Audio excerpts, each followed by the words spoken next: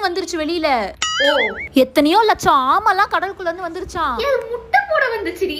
லெவியத்தான் ஏதோ ராட்சச மீன் வரப்போதான், அதுக்கு பயந்தான் எல்லாமே கரை ஒதுங்குது. யார் சொன்னா? பைபிள்ல போட்டிருக்கு, சைனீஸ் மித்தாலஜி, வேர்ல்டு அழிய போகுது.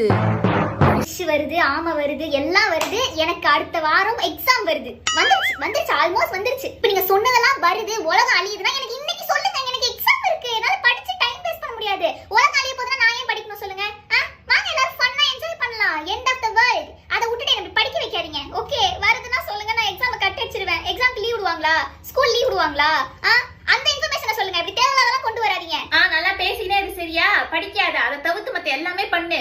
எல்லாத்துக்கும் காரணம் அந்த போன் தான். இப்போ மீன் வர்றது, ஆமை வர்றதுக்கும் நான் தான் காரணமா? நான் போன் ஓடுறது தான் காரணமா? ஆமாண்டி, அந்த போனை மட்டும் வாங்கி உடைச்சேன்னு வச்சுக்கோ, ஏன் உலகத்துல பாதி பிரச்சனை இருக்காது. இங்க மட்டும் இல்ல, உலகத்துல எந்த வீட்லயும் பிரச்சனை இருக்காது. எல்லா வீட்லயும் இந்த போன் மட்டும் தான் பிரச்சனை. ஒரு நாள் அதை உடைக்கிறதுனால பாரு.